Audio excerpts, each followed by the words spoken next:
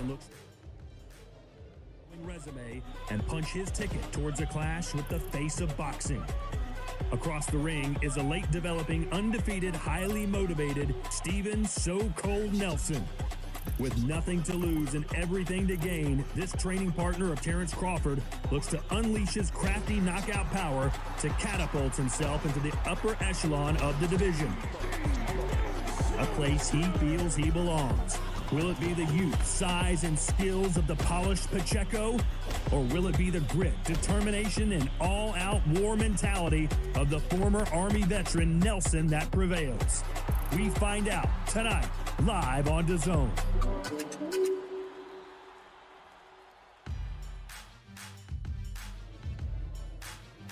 There you see a live look inside the Chelsea Theater here at the Cosmopolitan, all leading up to Pacheco Nelson later tonight from Las Vegas, as we welcome you into our studio along with Chris Manick, Sergio Mora. I'm Justin Shackle. We welcome you to Before the Bell as we take a look at some of the action happening leading up to Diego Pacheco and Steven Nelson later tonight.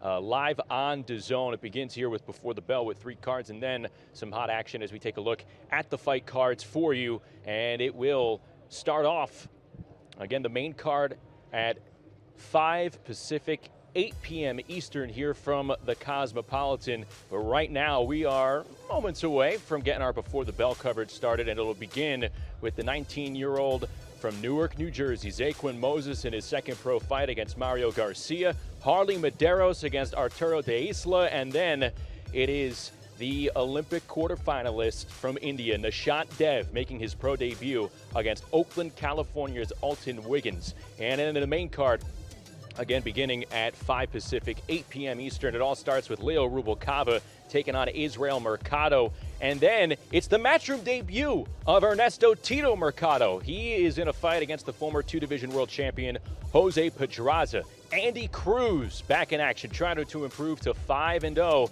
and make his stamp on the 135-pound division. He will take on a very game, tough Mexican in Omar Salcido. Leading into our main event, Diego Pacheco at 22-0, taking on Steven Nelson, who will enter the ring at 20-0. So 2 undefeated fighters, a combined 42-0 guys. They took very separate paths to get here, very different paths, I should say. And when you take a look at the rise of Diego Pacheco, Chris, how would you characterize what the 23-year-old's been able to do so far? It's been a very traditional type of rise. Diego Pacheco was signed by Matchroom when he was 17 years old, and he has been groomed for this moment. He has faced, durable veterans. He has fought in Mexico, in the UK, here in the US. 2 of his last 3 fights were against world title challengers. So he's been kind of climbing the rungs of the ladder to get up to this point. He has shined every step of the way. I mean, this is a young kid that has power with both hands. He's tall. He kind of resembles a basketball player when he's out there on the floor. And he has shown that as he grows into his man strength, he can be one of the most devastating knockout punchers in the 168-pound division. I think he's had some stiff tests in his most recent fights last year and a half. What have you seen in those tests as the competition gets tougher, Sergio? Well, you want to see a prospect get better and better every time they make him. The Sulecki was a tough fight. Coceros was a tough fight. McCallman was a tough fight. Everyone brings a different style matchup. Pacheco keeps passing that test. And like Chris was saying, he's a long fighter, but he knows how to get on the inside. He knows how to bang the body nicely. He punches in between the shots, and he's vulnerable too. So I like everything they're doing with him. I think Matchroom Promotions doing an excellent job, but he continues to shine every time they give him the main event. He has called this the DP show, and he does not intend to stop here tonight at the Cosmopolitan. Every fight has a story, so let's check out theirs. In boxing, the path to a world title is like climbing a ladder. To get there, you can't skip a single rung. Diego Pacheco began his climb in 2018, then a 17-year-old prospect brimming with potential. There was the string of early stoppages, spectacular performances against mid-level competition, knockouts of faded former title challengers.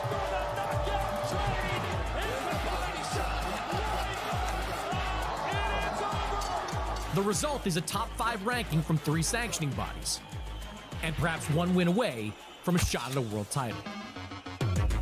Steven Nelson believes he deserved a spot on that ladder. A U.S. Army veteran, Nelson didn't pick up boxing until he was in his 20s.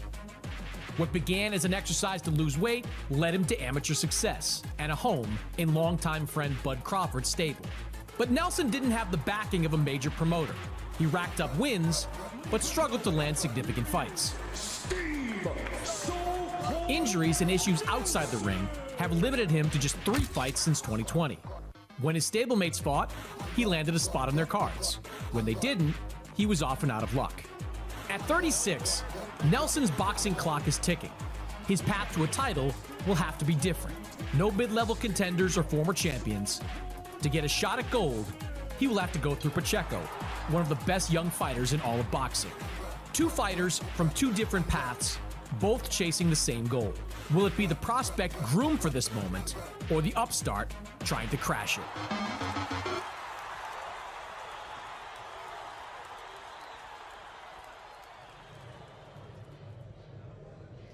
You know, as a fight fan, it's tough to not root against each of these 2 fighters. You have Diego Pacheco, a young prodigy, really well-mannered, grew up in tough times in South Central LA. Steven Nelson, nothing handed to him. He's probably experienced more boxing adversity in his career, finally getting an opportunity. I want to start with Steven because you guys were on the call for his victory on August 3rd against Marcos Vasquez. What'd you see in that fight from Steven Nelson that could possibly translate into a threat against Diego tonight? Well, the fact that Vasquez was undefeated, so he didn't know how to lose. Pacheco was undefeated, and he wasn't intimidated by the moment. He went for the knockout. He broke down Vasquez the right way with the right shots, and it started with the body. I mean, this is a throwback fighter in Steven Nelson. He doesn't do anything special. He's not the fastest. He's not really that powerful, but he keeps his elbows in, keeps chugging along, touching you wherever he can, and little by little, he starts breaking you down, and he has power. Heavy hands. They just don't have that thump, that big thumpy sounding power, but once he starts landing those shots, it's dangerous. Yeah, he's got a good right hand,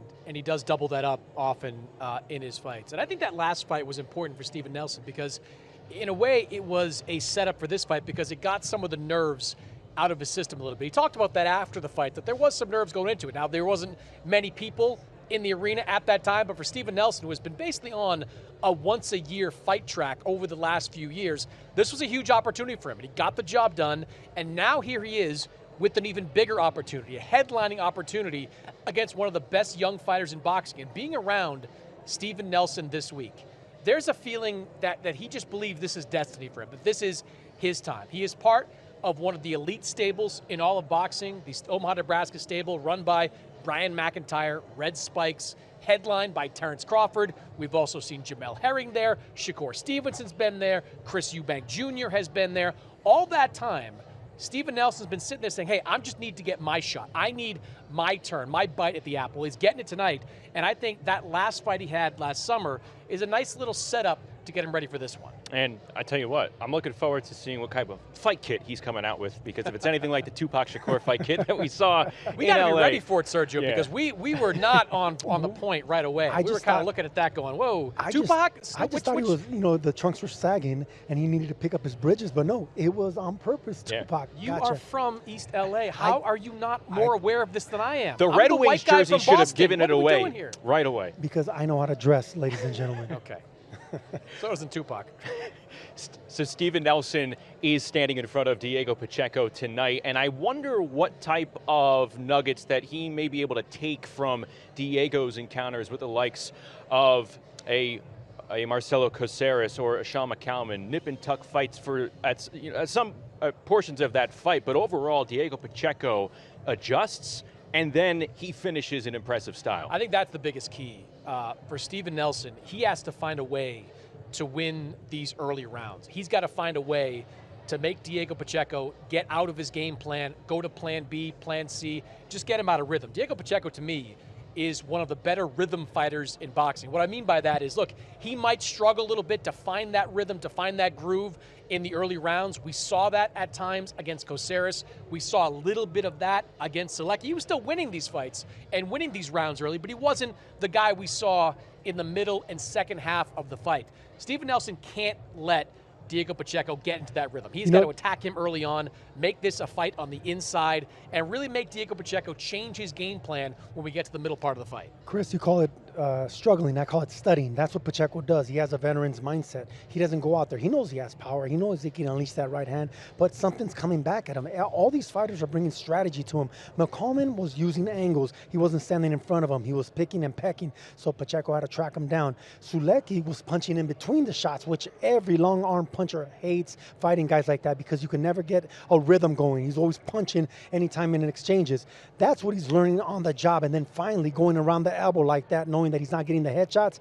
That's brilliant. That's what you want to see in young prospects. So that's what I think he's doing. He's examining and studying, and that's why he's the prospect that we all know he is. Yeah, he was able to stop Maciej Sulecki for the first time in Sulecki's career, and I wonder, Sergio, is that where that studious element from Pacheco really came out in his last fight? The confidence. I think the confidence, knowing. I mean, when you have power, you could always knock out a guy with one punch. He has that one knockout power, but once you start touching him to the body, it's different. The body shots just feel different. First of all, we don't see many of them, and when you're that young, 23 years old, on the main event stage, knocking guys out to the body with one shot, that's incredible, man. It is incredible, and what's even more notable to me about the body work of Diego Pacheco is that as good as he is to the body, he's not a volume puncher to the body. You go back to that fight he had against Marcelo Caceres, went, 11-ish rounds. He only landed about 10 body shots in that fight. That knockout punch he had against Maciej Sulecki, that was only the 8th shot that he landed to the body in that fight. This guy's got brutal, crushing power down there, but he is very judicious with how he uses it. All right, so if Diego Pacheco is able to get through Steven Nelson tonight, you wonder what could be in the immediate future. But as part of this test, gentlemen, I think it also extends outside the ring, because what we saw earlier this week, we haven't seen in previous Pacheco fight weeks. A lot of jawing. He opened up on the mic in certain spots. What do you take from that as a pro fighter? Well, that he's facing another guy that wants this limelight, been waiting for this opportunity. So I think Nelson, there's no fear in him. And Nelson is looking him dead in the eye saying, look, man, I got a lot over you. I got strength, I got age, I got experience. You're just a kid here. So I think there's a little chip on the shoulder of Pacheco, knowing like, this is my stage. I'm the top-ranked contender, and you're not going to take this spot. Both these guys don't know how to lose. So this is what boxing's all about. I agree. And this is an element that Diego Pacheco, to your point, Justin, has not seen at this point in his career. Look, nobody knows about being irritating more than fight week, more than Sergio is. He's one of the most annoying fighters. Daniel Jacobs called him the most annoying fighter that he's ever gone up against. But there is a method to the madness when you're doing stuff like that. If you're Steven Nelson, you want to get Diego Pacheco out of his game plan. You want to get him free swinging. You want to get him, looking to take your head off early on in the fight. And Diego Pacheco, look, he's faced some good opponents up to date, but many of them have either not spoken English or not talk much trash in English. Steven Nelson is bringing a much different dynamic. And I can tell you that Matchroom and their people are excited to see what that brings out of Diego Pacheco. I know you both touched on the element of Bud Crawford and being in the circles with he and Brian McIntyre, but overall for Steven Nelson, when you step in the ropes, you have that type of support that we've seen. We know Bud Crawford's been in Vegas the entire week with his stablemate, staying with him in his camp. And you heard Eddie Hearn saying, hey, he could opt for a suite in Vegas pretty much anywhere. No, he's staying inside the Nelson camp the entire time. That type of support, what does it mean for a fighter? It means the world to a fighter to have a pound-for-pound talent in the same gym teaching you the things. I mean, you're watching greatness right there. Look, you could see it right there. Anytime Bud Crawford does something in the bad, he wants to repeat that. Bud Crawford punches hard, he wants to punch harder, faster and faster. It's competitive. There's this adrenaline rush that goes through the gyms, and this pride that goes in the gym. And when you're around your brothers like that, and they're going to support you all the way to fight night, nothing beats that feeling. You have all support, and you're going to fire on all cylinders. Yeah, iron sharpens iron. There's no doubt about that. And Bud Crawford is one of the most dedicated fighters that we've seen in the sport in the last 20 years. Cut out of that Floyd Mayweather cloth. He lives, eats, drinks, sleeps boxing, and I think some of that has to have rubbed off on Steven Nelson over the years. And Brian McIntyre's done a phenomenal job with several named fighters. I mean, Terrence Crawford is the prize of his stable, but recently he cornered Chris Eubank Jr. when he knocked out Liam Smith in that rematch. He has been part of some good camps with some good fighters, and I think he'll have an excellent game plan for Steven Nelson tonight. We know who's at the top of 168 pounds. What awaits the winner here tonight? Probably not Canelo. I mean, Canelo's going to pick and choose names, guys that are going to bring a lot of money to the table. So I don't think, I mean, the the fans might clamor for a Pacheco Canelo, but Canelo's not going to be rushing at that. He wants the big names and the big dogs with the limited fights that he has left. So I think more of a Edgar Berlanga or a Mbili. That's who I think Pacheco's going to be facing next. So Christian Mbili, to me, is a great fight to make for Diego Pacheco. I mean, they're both right there at the top of these WBO rankings. It's a fight you can easily make for an interim title, assuming that Canelo is going to look in a different direction in the fall. I'd love to see that. I'd also love to see Edgar Berlanga. Something tells me Edgar Berlanga might have other plans other than facing Diego Pacheco, but a fight against Mbili, two guys, top, undefeated, 168 pounds. That, to me, would be an excellent fight in the fall of this year. All right, quickly taking a look at some of the other fights on the main card tonight. You two are going to be joined with Todd Grisham in calling that action. What are the other fights that stand out to you? Well, look, I want to watch Tito Mercado. I want to see if that power is real. You know, I want to hear it. I want to see it. I think Mercado's special. I think Andy Cruz is going to have his hands full. Salcido's no joke. Strong, young. That's going to be a tough fight. Yeah, there's a lot of good ones. A lot of good ones on the undercard. Yeah, I'm a big fan of Tito Mercado. Watched him in against some credible opponents leading up until this point. He had a first-round knockout of Hank Lundy recently. Lundy is a pretty durable guy. I'm anxious to see what he does against an experienced opponent like Jose Pedraza. Being around Mercado this week, I mean, he had that fight back in November that was canceled at the last minute because his opponent came in 7 pounds overweight. It just almost feels like he's carried all that energy from November into this week in Las Vegas. Is anxious to show that he's one of the top guys at 140 pounds, and he's going to get a good test. Pedraza has been in with the best of the best. We're really going to find out a lot, I think, about Tito Mercado tonight. I agree with you. It sounds like Tito Mercado hasn't broken his stride since Philadelphia, and later tonight in the main event, like we mentioned, continuing his stride to the top at 168 pounds is the 23-year-old out of South Central, Diego Pacheco. We're counting down the hours. Diego Pacheco back in Las Vegas. How's it feel to be back in the Sin City, the fight capital of the world? Man, it's a great feeling. You know, this is the mecca of boxing. You know, it's always good to be back. This time headlining my own show. Just ready to put in the work, man, and put on a great show for the fans. You're fighting undefeated Steve Nelson. Why should people watch this fight tonight? Because it's going to be a great fight, man. You know, Steven Nelson, my respect to him, but I just feel like he's not at my level, and I'm ready to cement myself as the #1 contender in the 168 division, and I'm ready to put him to work, man, and put him to sleep. You're going to knock him out? Put him to sleep, bro. All right, good luck. You can watch it live on DAZN tonight, live from Vegas, Pacheco and Nelson. Well, Diego Pacheco with some bold predictions tonight for Steven Nelson as he tries to improve to 23-0. I think Chris Mannix would say our position here just improved because Sergio's out, and here's Eddie Hearn now. So Eddie, welcome. Got the big boys in for before the bell. Mannix, Mora, Shackle.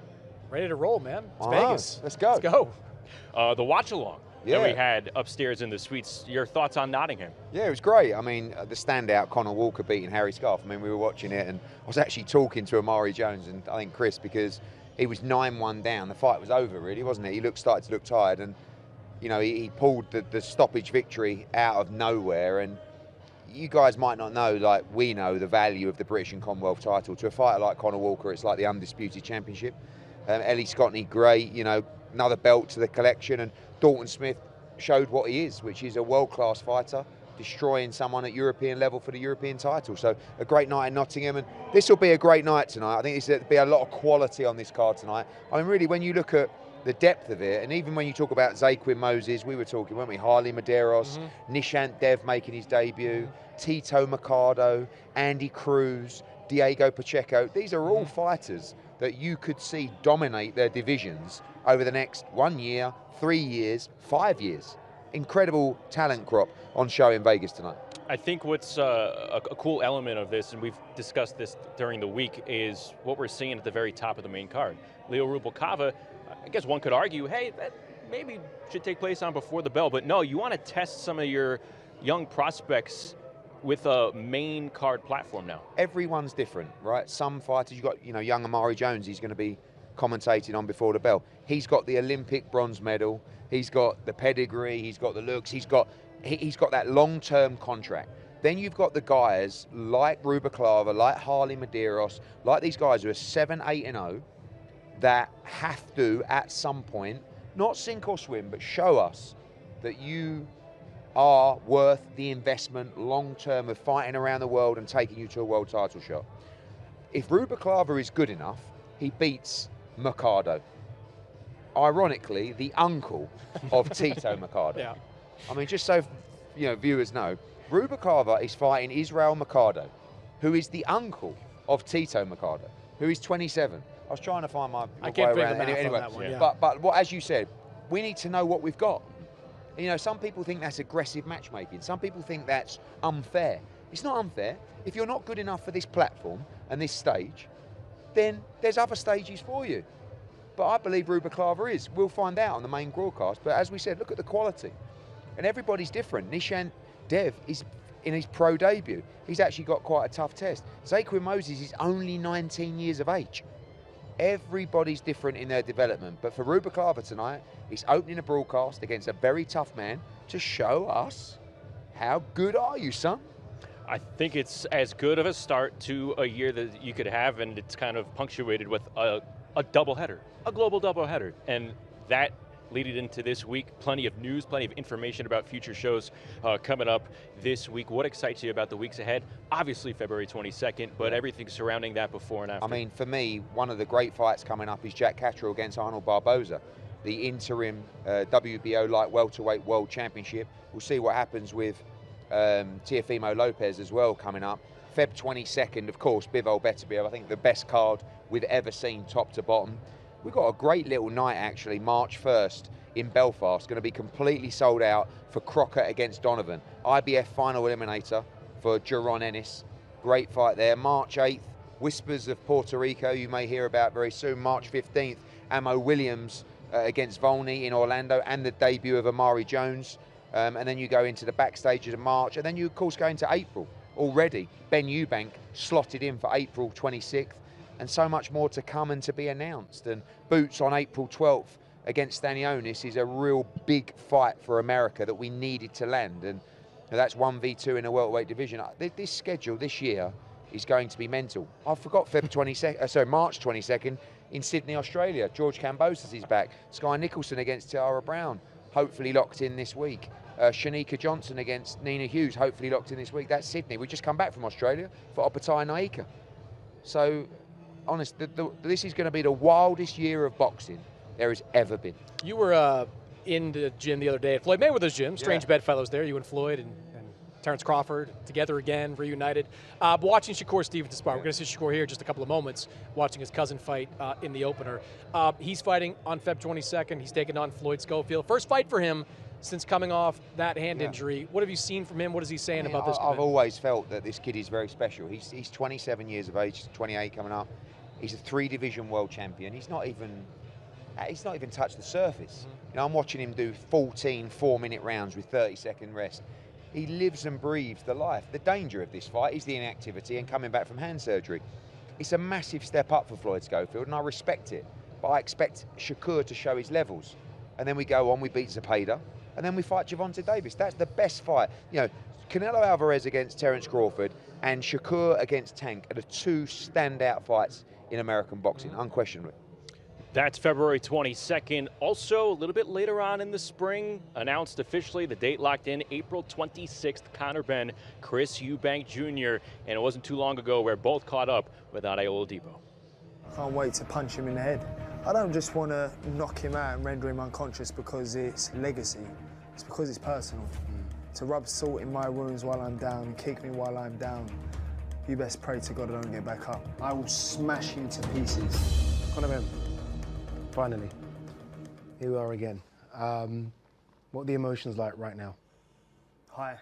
Yeah? Yeah, the emotions are high for sure. Who gives you that call to say, it's done, it's on? You versus Eubank, the last couple of years, all the drama, people thinking it isn't going to happen, it's on, it's off, it's on, it's off. When you get that call, who's it from? Who's the first person?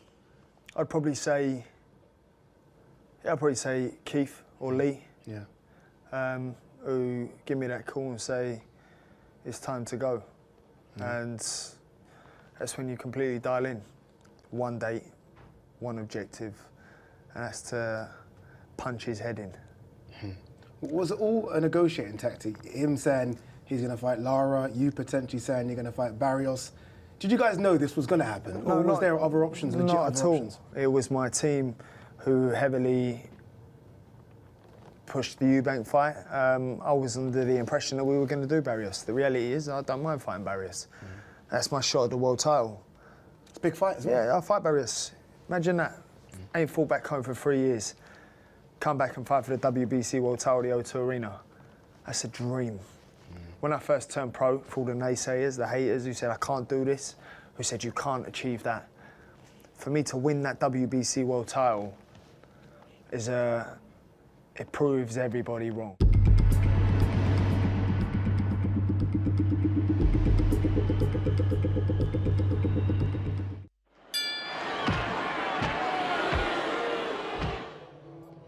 Ben Eubank Jr., date and venue locked in. That happened this week. What kind of atmosphere are you expected at Tottenham? Absolutely mental. 70,000 people.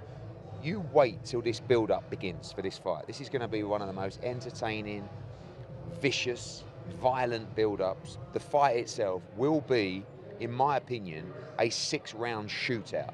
Conor Benny's coming for the soul early in that fight. Eubank, the bigger man, the physical advantage, the history, the legacy, the rivalry, the fathers, the controversy. It's got everything. This is a mega, mega fight. Tottenham Hotspur, what a stadium.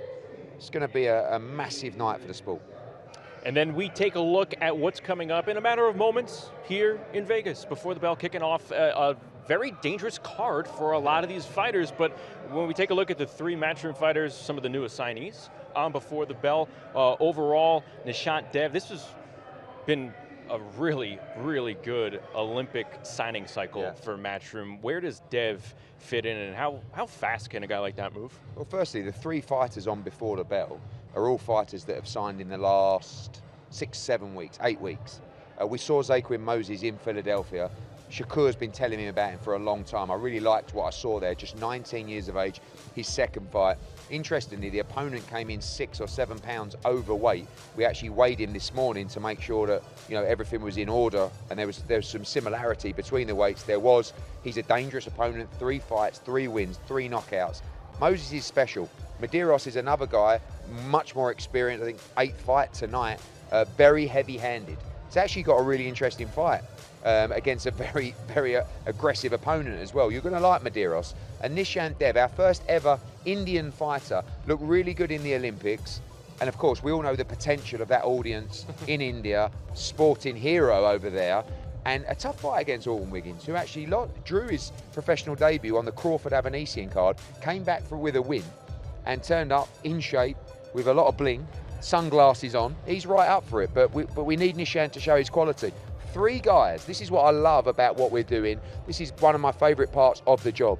3 guys, Nishant Dev, Harley Medeiros, Zaquin Moses. How far will they go in the sport? Yeah, you got 2 bulls going at it with Medeiros and Isa a little bit later. When it comes to Nishant Dev, you mentioned the potential in the market with India, and I'm sure that goes into everything. It's all baked into the recipe. The Olympic pedigree, has world championship aspirations. If a lot of that comes to fruition, what could India look like for the sport of boxing? I mean, they've had a few fighters, none of the quality of Nishant Dev, and even those guys started getting incredible momentum as they were coming, even though the reality of the boxing world knew they weren't going to go on to world level. Nishant Dev is good enough to perform at world level. I would expect him to be quite nervous here. He's travelled over, he's set up camp in Las Vegas with Ronald Sims, and he's a very, very nice young man. Only 5 a.m. in the morning in India when he fights, but wait till you see the numbers out there for his professional debut. And Chris, you were talking about the boxing star power with Eddie being in the gym, Shakur, Floyd being there, Bud Crawford, all the likes. A lot of those same fighters, they're going to be in this room tonight. Word circling, Keyshawn Davis is going to be here as well. What type of atmosphere could this be for someone like an Andy Cruz, who's, hey, he's titled Keyshawn Davis dad, well. His son will be in the building tonight. I actually think that Keyshawn's the kind of competitor that will actually want to fight Andy Cruz, because the fact is they fought, 4 times in the amateurs? I mean, Andy Cruz strolled to victory in every fight, and the pros is different. And by the way, Keyshawn seems to have improved a lot over the last year or so. Did you think this was going to be the path Keyshawn was on? You had him for a minute before the Olympics. I'll be honest, like when we had him for a couple of fights, I thought he looked good. Yeah. He got hurt in one fight, and I didn't expect him to be at the level I think he is now. Very hard worker, very smart guy, really good, cool guy as well. I think he's got great personality, but I just think Andy Cruz beats him. Listen, we've got to get past Saucedo. It's not going to be easy. You know, he took a couple of shots, Andy Cruz, against Moran last time out in Los Angeles. I think he'll be sharper tonight. But, you know, now it starts to get a little bit interesting, and we can't keep talking about Keyshawn Davis. We've got Saucedo's coming for the opportunity to change his life tonight. But if Andy wins, Keyshawn will be here.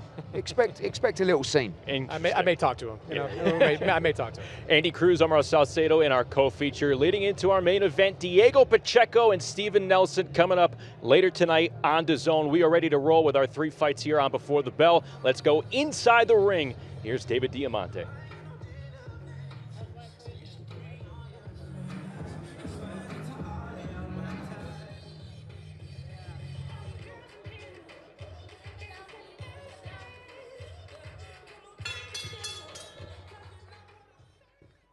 Ladies and gentlemen, good evening and welcome to the Cosmopolitan of Las Vegas, Nevada, USA. We are live on DAZN for a big night of world-class professional boxing.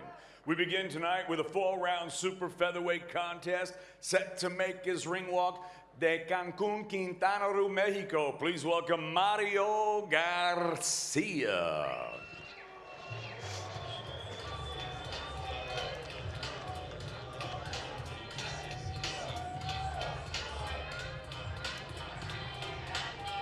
Well, our first ring walk here in Vegas is the latest addition to this fight card. 21-year-old Mario Garcia. He hails from Cancun, Mexico. He was a late replacement during fight week, 3-0 record, 3 KOs in 17 months as a pro, and he last fought in late September, earned a second-round KO over Alexandro Coronado. Obvious step up in competition for Garcia as he faces Moses, but he did not come to lay down. Garcia looking to make the most of this weekend trip here to Las Vegas. And now entering the arena, please meet young fighter Zaquin Moses.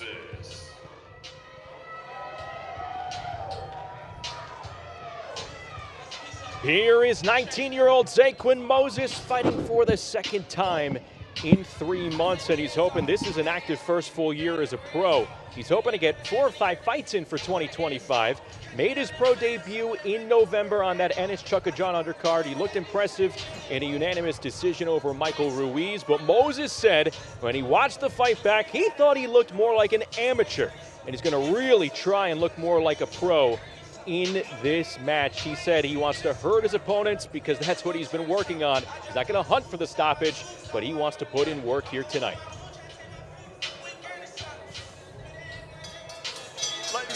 Ladies and gentlemen, once again, welcome to the Cosmopolitan of Las Vegas. We are live on DAZN for a big night of world-class professional boxing. It's all being brought to you courtesy of Mr. Eddie Hearn of Matchroom Boxing. We're sponsored tonight by Bet Online, Everlast, El Mexicano, Apu.com, Riyadh Season, and Drip. All of tonight's bouts are sanctioned under the auspices of the Nevada State Athletic Commission. Introducing your 3 judges scoring our first contest from ringside, all from the state of Nevada. Tim Cheatham, Chris Migliori, and Ricardo Ocasio. And at the sound of the bell, your third man in the ring, referee Robert Hoyle. And now, ladies and gentlemen, 4 rounds of boxing scheduled in the super featherweight division. Introducing first, fighting out of the red corner, he wears multicolored trunks. He scaled at a ready 137 1/2 pounds. His young professional record thus far perfect, 3 fights, 3 victories, and all 3 victories coming by way of knockout. Peleando desde Cancún, Quintana Roo, Mexico, damas y caballeros, Mario El Gitanito Garcia. And his opponent across the ring fighting out of the blue corner. He wears the white trunks with the red piping. He scaled 130 1/2 pounds. His young professional record thus far perfect, 1 fight, 1 victory. Fighting out of Brick City, Newark, New Jersey, ladies and gentlemen, Zaquin Moses.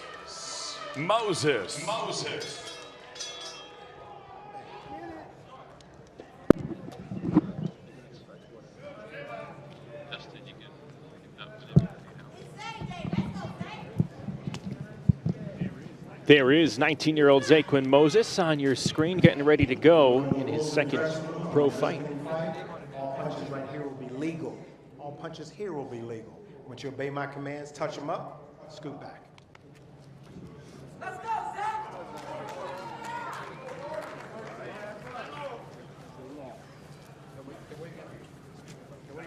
About to start our Before the Bell action here from the Cosmopolitan. Along with Sergio Mora, I'm Justin Shackles. Zaquin Moses in the white trunks with the red trim, and Mario Garcia in the very colorful trunks. Yeah, sherbet, rainbow. We'll see if he's as flashy with his style. He's going to need it because Moses is a sharp puncher, southpaw, quick with that jab. Another new work assassin, just like Ray Ford. Ray Ford is someone that Zaquin Moses says that he would somewhat like to model his career after. And you heard Eddie Hearn talk about it a few moments ago. All three Before the Bell fighters who are under Matchroom, they all signed within the last 6-7 weeks. And that is one of the reasons why Moses says he tees off in the middle of the ring against Garcia, was drawn to Matchroom. He wanted to be a part of this because he saw what they have done with Raymond Ford's career. Kept him busy. Kept some money in his pocket and got him to a world title. I like the way that Moses touches you upstairs, just to big touch you left downstairs. hand. All throughout the week, Sergio Moses, when he sat down for media day, he's like, I want the knockout. I really want the stoppage. He thought he flashed more of an amateur style in his first fight back in Philadelphia. Good counter. And he's talking about sitting down on his punches more and trying to inflict some pain on his opponent. Yeah, no matter how much success you had as an amateur, amateurs is points, speed. So as a pro, you really want to sit down. You really want to dig down to the canvas and watch your technique. You know, the technique is what matters. Technique and timing and accuracy. Moses pumping that jab, puts a left hook right behind it. And patience, you know, let the punches develop.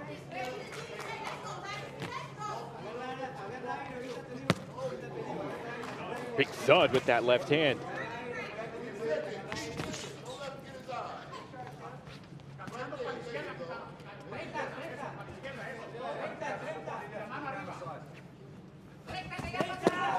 Moses lives and trains now out of Houston, originally from Newark. Spent roughly his first 17 years in Newark. Then he moved to Houston right around the time that his older cousin Shakur Stevenson moved over there, along with their grandfather Wally Moses.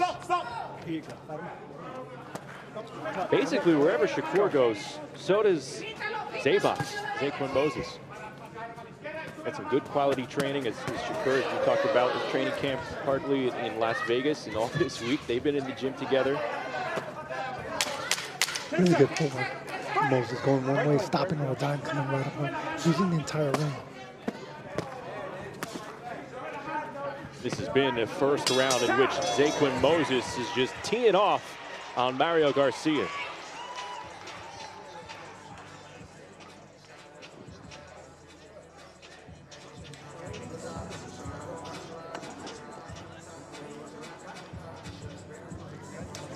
There's a combination right there, touching him around the guard just to get that body shot.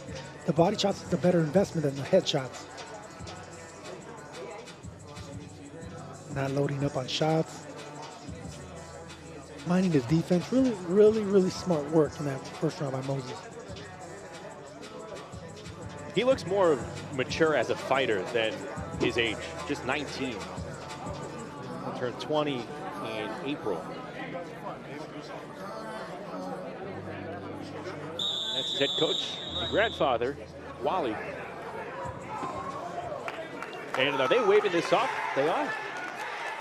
Well, after one round, Zaquin Moses, with all that work put in, he does get the stoppage. Probably not the way he wished, but nevertheless, it is a stoppage victory for Zaquin Moses. Looks like it was a bicep injury by Garcia, but either way, he was not in the league of Moses. It was only going to get more difficult for him.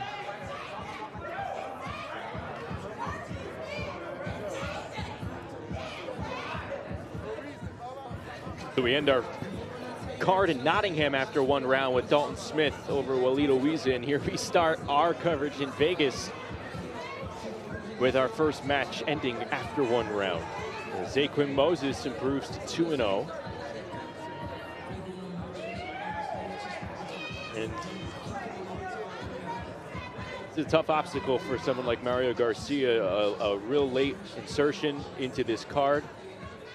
Got here, weighed in late, and he looks like he's in pain here.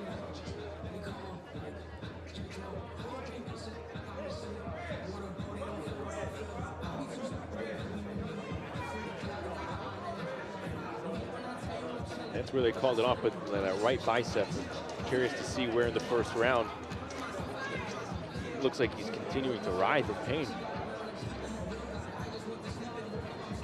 You ever have a torn muscle? No, but I fought fighters that have torn muscles before.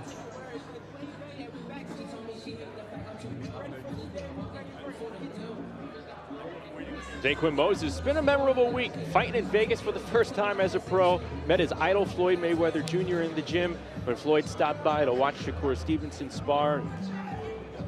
Zaquin was working out there, and he comes into here and has quick work over his opponent, Mario Garcia. And he wants to move fast. He said he wants at least 4 or 5 fights here in 2025. Let's make this official with David Diamante.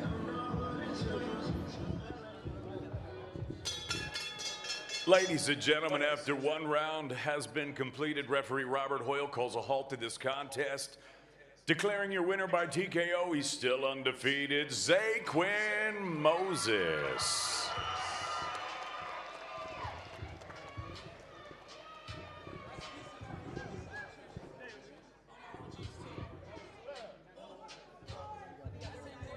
First round TKO for Zaquin Moses. I'd have to imagine we will be seeing him in action again very shortly here in the first quarter of 2025.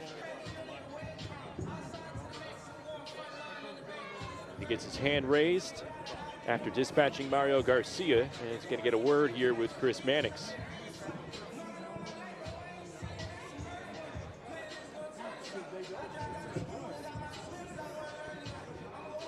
Zay, congratulations. Get your second pro win. Probably not the knockout that you were looking for, but you do get your first pro knockout. What'd you think of that performance? I don't really know. It was only the first round, so I can't really say nothing. But I wasn't even warmed up yet. I was just like getting ready to warm up, and I felt like anyway, since he even stopped, I felt like the second round I was gonna stop him because I was just getting warmed up. How'd you feel going into this fight, having that first fight under your belt? I felt good. I mean, I've been working. I've been training. I mean, I live in the gym. I basically live in the gym. I'm in the gym every day. So I felt real good. It was a great performance tonight, and I got to stop it. It wasn't a knockout, but it was a stoppage. What do you learn from getting a couple of pro fights under your belt, a couple of pro camps under your belt? Just working hard, being focused, just tuning everybody out, cause this game we in, it's fun, but it's a dangerous game, man. Our life on the line, so. We just make sure we stay focused and stay ready. You did have a good sporting section here in Las Vegas. Friends, family, a lot of people from New Jersey. What did it mean to have that kind of crowd support? It felt good. It felt good. You hear my DT. I saw her last night. She told me something like, you better get him out of there because I ain't here to stay for too long because I'm about to be outside. But I love you, DT. My brothers here. I got all my brothers here. I appreciate all of them. Raymond Ford, Shakur Stevenson, Rail, my little cousin Zaya, Emmanuel Chance, my grandfather, Shaquille, Quad, Teray, everybody. I love all y'all, and I appreciate every last one of y'all. I think you got everybody there. Congratulations. Thank you. Guys. Thanks, Chris. Zaquin Moses, he doesn't stop smiling in the fight week events, and he keeps it simple. He says he lives a really simple life. It's family, it's boxing, it's video games, and the middle portion shined in one round here tonight. That's what you want in a prospect. A guy that wants to live in the gym, wants to learn from the greats. Always learning. No matter how much talent you have, no matter how much talent you have, you want to keep building the blocks of greatness. And being around Shakur Stevenson and Ray Ford and many other, southpaw snipers, you get to learn that from left-handers. So this one again being stopped after the first round TKO. He gets the stoppage and improves to 2-0, now with one knockout on his resume as well. And we welcome you here ringside with us before the bell. So one fight quickly done, 2 more to go.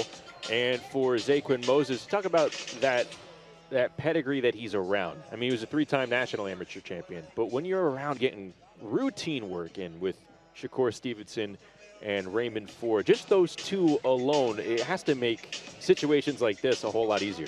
Well, it makes it easier that they're southpaws as well, so you're learning from a left-hander. Exact same thing with Steven Nelson in the main event. You know, he trains with Bud Crawford. When you're amongst greatness, you strive for that greatness. And whenever you have young talent, you know, no matter how good of an amateur you are, you've got to learn and make your bones inside that ring. You want to know how it feels to get hit, how you're going to face adversity, and you do all that in the gym. So quality work, quality people that you're around, and that's why it's a quality win they just got. Yeah, there are not going to be too many fighters that Zaquin Moses is going to face at this stage in his career that are going to punch harder than Raymond Ford or Shakur Stevenson. That is for sure. So Zaquin Moses picks up his 2nd pro win. We're going to get to our 2nd fight, but let's focus in on the main card. We talked a little bit about it with Chris up in the studio, but also Eddie, Chris, and I, we were zeroing in on Andy Cruz in the co-feature and taking on Omar Salcido, and I could tell you're into that fight. I can tell that's one that when you talk about, hey, possibly the unknowns, a step-up fight, that's a true step-up for Andy Cruz, no? It is, and we saw Cruz get hurt in his last fight. You know, his last fight was another tough Mexican, a veteran in Antonio Moran. He got rocked with a left hook, I believe. So this young man, I'm telling you, he has a really good left hook. Salcido is not as fast or doesn't have the Olympic pedigree. He's not as strong with that one punch, but he's determined, he's young, and he throws the right punches. You know, he punches in between the shots. Cruz is very polished with his punches, but when you have an opponent that punches in between the shots, it makes it very difficult for you to get off. Keyshawn Davis is going to be here as well. There's a lot of talk building up there. Andy Cruz calls him his son. We know that. And Eddie was alluding to, hey, if Cruz comes out on top, we may have a scene here at the Cosmopolitan inside the Chelsea Theater. That's exciting, obviously. Keyshawn Davis has a big fight coming up himself, but for Andy Cruz, how realistic is a title shot, do you think, in 2025?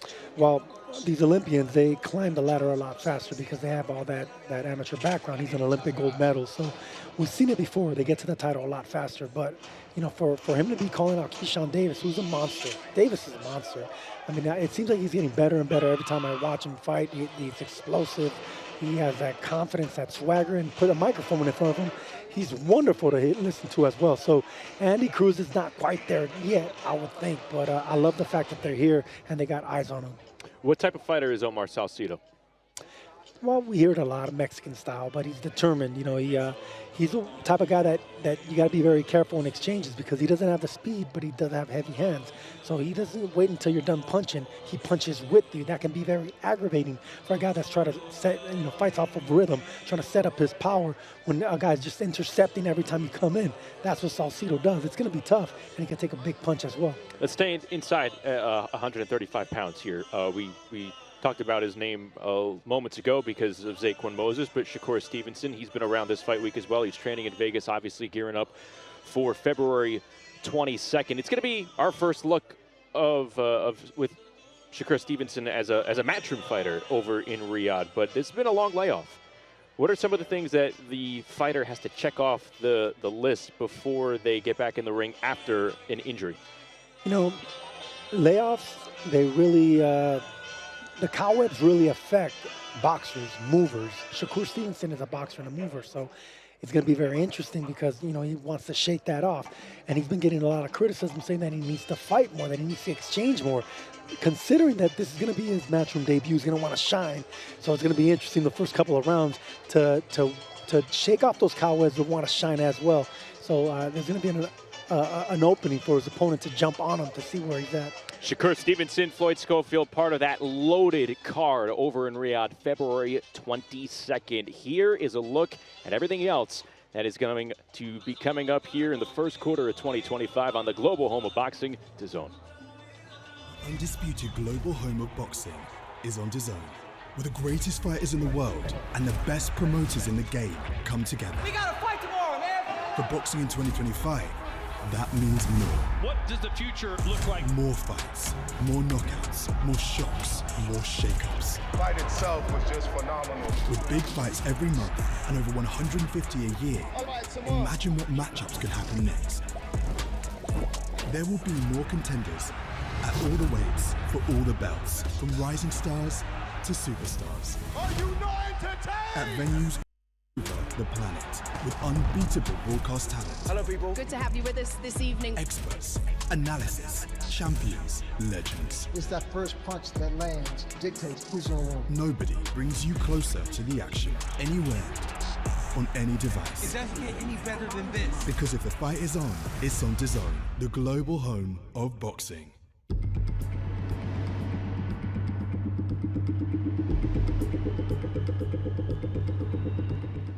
Can you weirdly appreciate him though as a dance partner?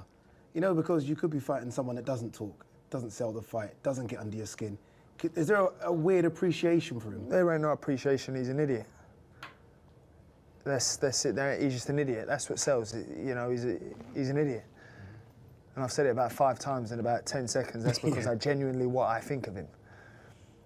You know, so for me, I'll fight anybody. I don't have to always talk. I'll fight Barrios for the WBC world title, no problem. People know what they're getting. Yeah. It's not fluke. I am the product. My fighting style is the product. Did you ever think it wasn't going to happen? It felt like there was a time when we might not see this. Life works in mysterious ways. You know, the fight's not on until I'm in the ring. Okay. You know, so for me, that's how I view things now. I think, you know, until I'm in that ring and I hear the ding ding, well, the fight's not happening. 160. 160, no problem. Yeah? No problem. 154, your last couple of fights have been lucky enough to be the last one. 157. Yeah. 160, not an issue? I mean... You're giving away size? Yeah, listen, I'm jumping up 2 weight divisions. But I believe I give him beating in his weight division, no excuses. The reason why I said 160 was no problem, no excuses. I'll come up 2 weight divisions, give you an ass beating, come back down to 147 and win the world title. That's how my year plays out. Let's knuckle up! Can I get a face-off with Conor McGregor? Combat fighting in its purest form. There is no show in the world like the BKFC. X-Series on DAZN, where superstars meet. It's not going to be your usual show. And chaos unfolds. Are you not entertained? Nights like no other, where anything and everything happens. Are you kidding me? Where dreams are built in a heartbeat and shattered in seconds. In expectations, where underdogs conquer. That changes everything! And champions are crowned. Am I now the queen of misfits? DAZN is the home of crossover boxing.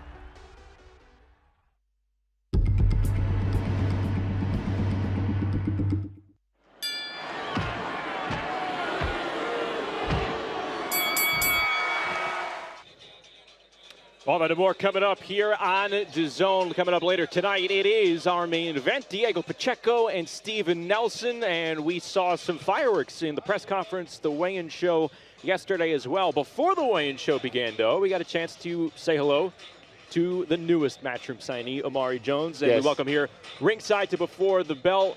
We sign you, we put you right to work, and you're going to be commentating our next fight here on Before the Bell with Harley Medeiros and Arturo de Isla, but we want to, be able to chat with you a little bit more before we start this fight. But overall, week in Vegas, getting the lay of the land here, and then the big announcement is your pro debut coming up March 15th. How exciting and how anxious are you ready to get rolling again? I'm definitely ready to get my pro career started. It's been a long journey. By the time I fight, it'll be 7 months, March 15th, since I fought at the Olympic Games. So I'm ready to put on for my city, Orlando, Florida, March 15th. Come out and see a show. Now tonight, we have someone that, you faced as an amateur at a high level in Nishant Dev. He also just signed with Matchroom, will be making his pro debut. What are your thoughts on Dev's style when you faced him as an amateur? And what are you expecting from him as he's another guy who's making that transition to the pro style? Absolutely. Nishant Dev, he was one of my toughest opponents in the amateurs. As you can see, I still have the cut on my face right now. So, you know, blood streaming down my face in that fight, but I dug deep and found a way, and we just battled it out and went toe-to-toe, and I'm sure I'll see a pretty good performance from him today. He's fighting a 1-0 guy, tough, but coming from the Olympic background, you fight top guys all year round, every tournament. So this shouldn't be a surprise to him. It'll be interesting to see how he adjusts, though. Now, he's fighting a 6-round fight to begin his pro career. He said he thought 4 rounds was maybe too light. Yeah. Do we know what you're going to be doing on March 15th? It's going to be 6 rounds 6 rounds as well. Okay. Yes, sir. How do you feel about just starting off with a 6-rounder, and was that a choice that you wanted to make? Absolutely. I felt that was a choice I want to make. I'm conditioned. I'm prepared. As an amateur, I was ready to go 6 to 8 rounds as well. So just being in that position to make those decisions, and the way I train, the way I work, I know I'll be ready for anything. Now, Matchroom has been at the Caribe Royale in Orlando before, but going back here, I mean, obviously sets up nicely like that. Usually a fighter, it takes a little bit of time for him to lock in a hometown fight. You're able to do it in your pro debut. What does it mean for you to be in Orlando as you start your pro career? Man, I couldn't have it better any other way. To start it off in Orlando after traveling the world 2-3 years straight and not having a fight in the States at all. So to come back home and have my homecoming, which is called the Hero's Return, it's a hero coming to his hometown. I love the tagline. It's excellent. Let's take a look at the card here on Before the Bell, because we talked about the Nishant Dev making his pro debut coming up against Alton Wiggins. Coming up next, we have Harley Medeiros and Arturo de Isla, and some of the camps are making their way to the ring, so we are moments away from some of the ring walks. But there you see de Isla and then Harley Medeiros, another recent Matchroom signee. And I tell you what, Amari, these are going to be 2 guys standing right in front of each other and banging away. It's going to be exciting. You're going to get a good taste of the pro game ringside here. And when you see power punchers, brawlers, so to speak, obviously like the polar opposite of the amateur game, what comes to mind? What comes to mind is staying sharp. You have to stay sharp when you go in those back and forth moments. Get back to your jab and just stick to my game plan, which is boxing and hit and not get hit, and, you know, come out with the victory. Now, this one's going to be at 135 pounds, and we're moments away from getting rolling between Medeiros and de Isla. Main card coming up on DAZN, coming our way at 5 Pacific, 8 Eastern. Right now, it is the second fight here on Before the Bell. We are locked in. Amari Jones, Justin Shackle, and inside the ring we go once again for David Diamante.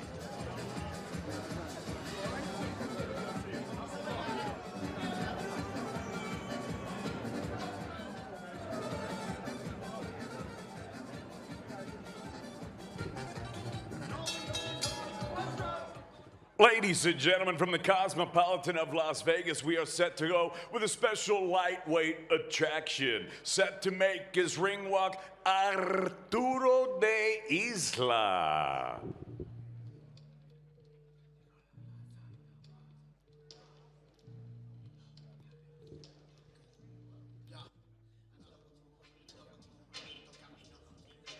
There is 25-year-old Mexico native Arturo de Isla. He's 5-2-1 with 4 KOs. He's coming off a draw in his last fight against Johan Rodriguez on November 8th in Mexico. Now, one judge scored the fight in favor of de Isla, but he said he was happy with his performance despite a tough weight cut, not being 100% physically. Wouldn't exactly divulge into what was bothering him. But bottom line, de Isla said he had a complete camp for this fight. He's 100% ready to show off his style against Medeiros. And what exactly is that style? De Isla said, quote, like any Mexican fighter, a warrior with balls.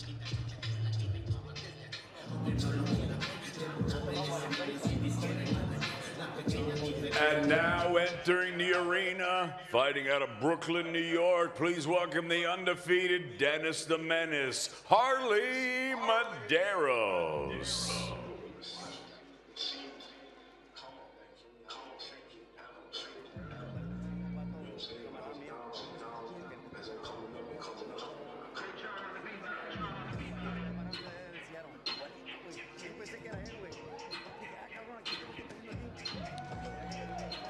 There is Harley Medeiros, 24 years of age. He's developed into a knockout artist in the early stages of his career. Hard hitter from Brooklyn, back on a Matchroom show for the 4th time in his young career. But it's the first time as an official Matchroom fighter. Medeiros inked a deal with Matchroom last month. He said this is where he's wanted to be, and now the Brooklyn native is looking to develop the right way. He earned a 3rd-round TKO over Nikolai Bizolin in his last fight in September, and he enters tonight action at 7-0 with 6 KOs, and he's looking to impress in his 3rd, and what he hopes is his final 6-round fight.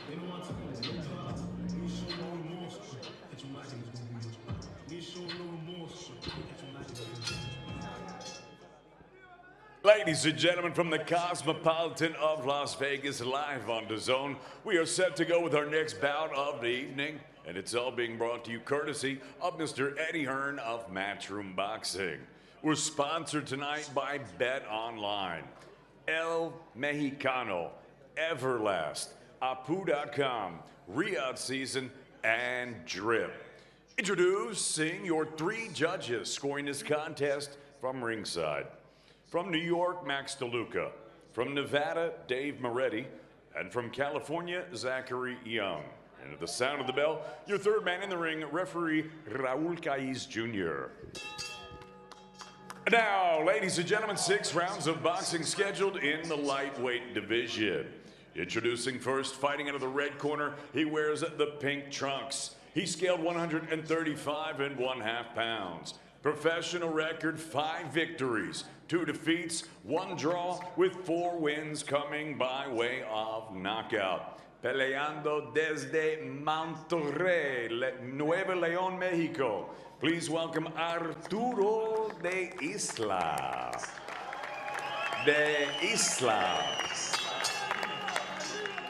And his opponent across the ring, fighting out of the blue corner. He wears the black with the silver trim. He scaled 134 1/2 pounds. His professional record thus far perfect, 7 fights, 7 victories, with 6 of his 7 wins coming by way of knockout. He fights out of the beautiful borough of Brooklyn, New York. Please welcome Dennis the Menace, Harley Medeiros. Fighter chief second, please. Fighter chief second. Protector. Mouthpiece. All right, gentlemen, you received the instructions in the dressing room. Know what I expect. Good, clean fight. Ya recibieron las instrucciones con una pelea limpia. Golpe legales, legal punches, here for you. Legal punches, here for you. Touch gloves, good to both of you. Buenos a los dos.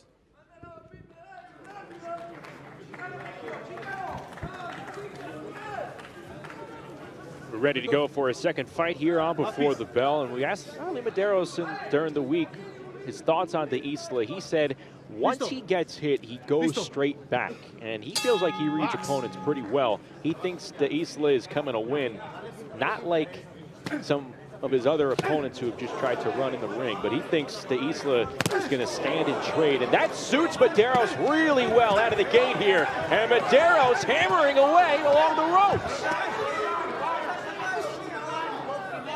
Harley was off to a fast start. All gas, no brakes for Harley Medeiros. That was a big burst out of the gate for Medeiros against a game Mexican fighter. Let's see what De Isla can do to respond.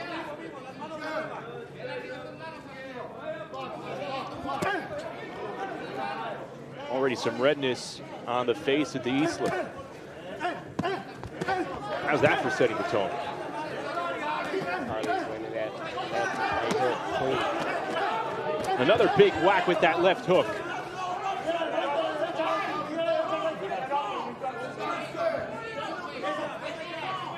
De Isla's team said that the first round is going to be key.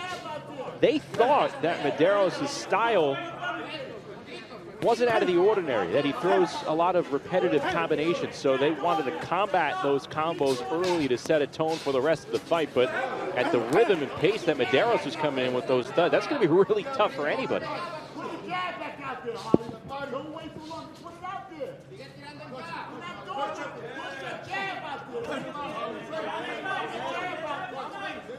Medeiros following early instructions from his corner, utilizing the jab. It's easy forget, if you're a fight fan here, when you see the thunder coming out of those left fists. And he goes downstairs to the body, then comes back upstairs. Good counter shot from Medeiros.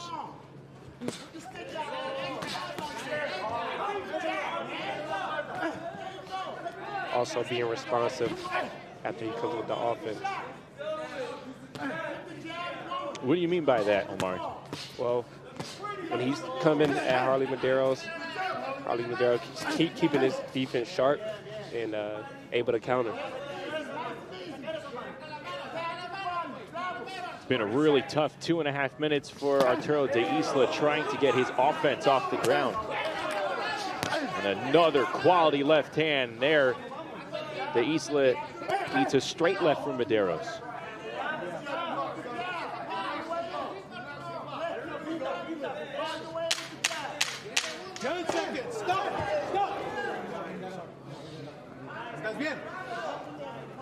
Well, Caiz Jr. wanting Medeiros to raise those punches.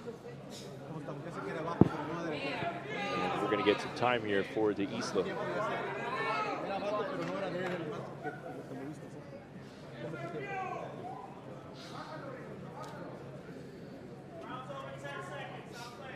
Mario, what do you do here if you're de Isla after what you've faced in this opening round? Well, he just had to come back, recover, establish the jab, and try to slow down Harley Medeiros.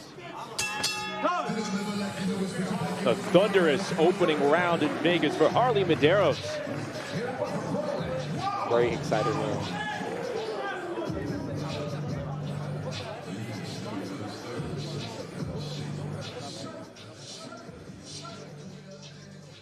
Taking a look at some of the action from round one in the first several seconds of this fight. Establishing that left hand was Harley Medeiros.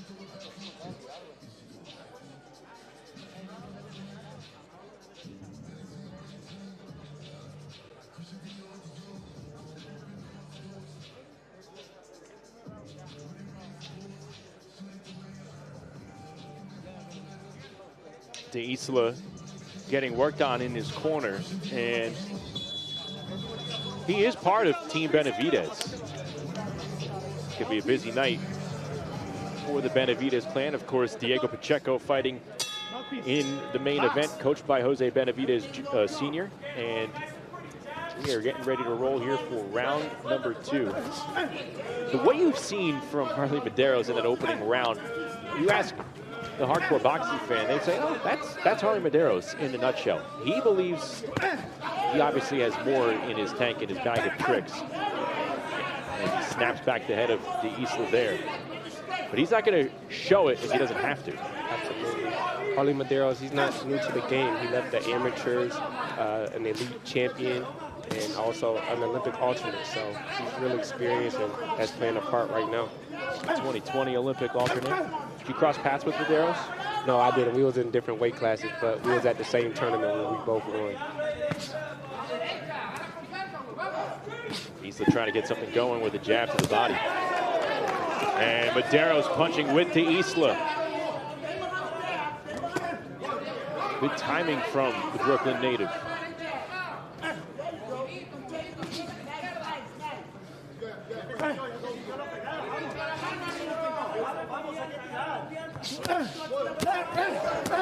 De Isla walked into a left hook, and now Medeiros pumping in that left hand. Brings it back down to the body with the right.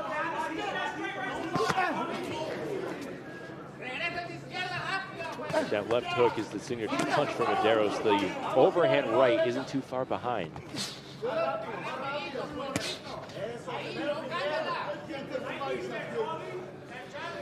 Tough puzzle to solve early on in this fight for Arturo de Isla. Native of Monterrey, 25 years of age. Been a pro for a little under 5.5 years. So far, he's proven he can take some punches from Medeiros.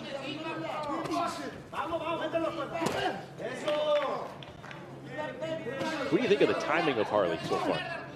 Harley's timing is great. The hook is leaning how it's supposed to, and then he follows it up with the right hand. So he's doing everything he's supposed to do. He's also showing his boxing right now, a little bit of moving, blocking and countering. Timed again. Big right hands landing from Medeiros.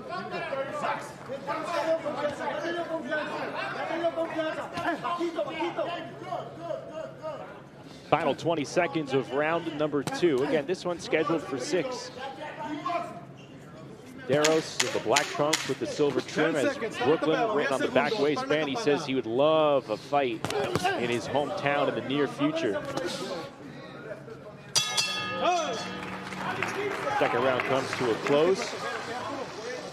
Another great round for Harley. See Medeiros' team. Along the apron, Lenny Wilson. Another one of his pupils, Richardson Hitchens, victorious in his World Championship bout with Liam Paro last month in Puerto Rico. Take a look at the action from round 2. And we saw more boxing there. A lot of folks, if they were going to criticize, they talk about, oh, he's just all power. And Harley said, I don't pay attention to those critics. He may say he lacks the true boxing skills. He said, they don't pay my bills. They're not in there with me. His main focus is winning. And if it looks ugly or sloppy, that's fine. So be it. Winning comes first. Winning looking good comes second. I have to respect that. Start of round 3 in this 6-rounder. Establishing the jab.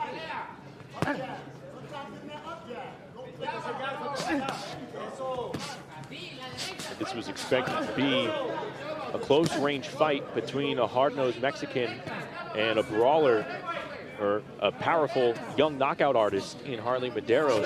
And so far, it's been pretty one-sided, and now you're seeing those jabs getting stuck upstairs and downstairs from Medeiros.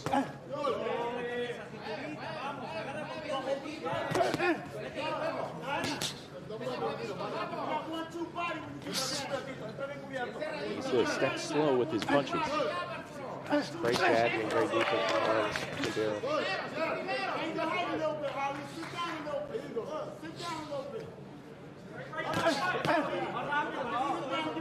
Right after the jab, the right hand follows.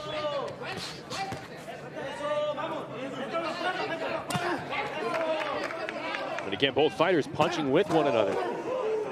But inside a right hand, and then Medeiros doubles up the left, and that may have rocked De Isla. The Mexican could be hurt. De Isla on the back pedal, and a big right overhand followed by a left.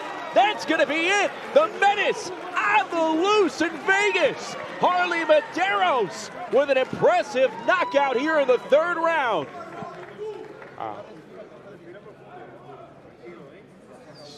And De Isla down on the mat with his hands draped over his head, being tended to by the doctors. So a serious moment here. Make sure that he is okay. And Harley Medeiros putting in work here at the Cosmopolitan, winning in impressive fashion. And De Isla still on the canvas.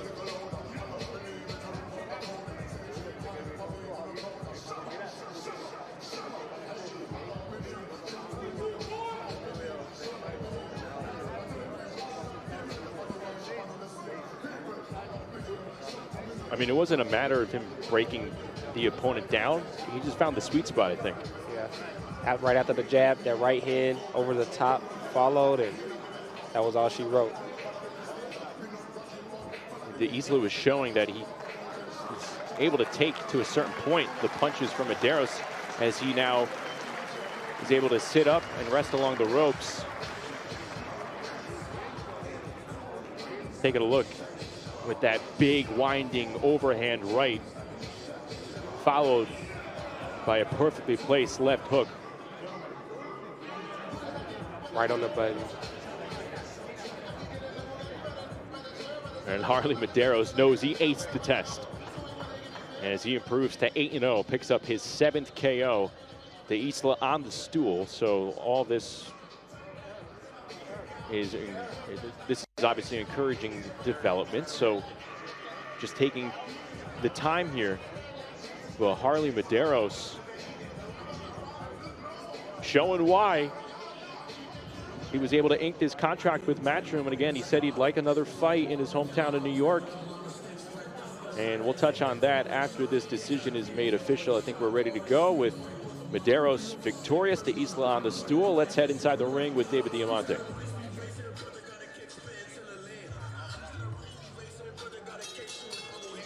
Ladies and gentlemen, referee Raul Caiz Jr. calls a halt to this contest. The official time of the stoppage, 1 minute and 27 seconds of round number 3, declaring your winner by knockout. He's still undefeated, Dennis the Menace Harley Medeiros.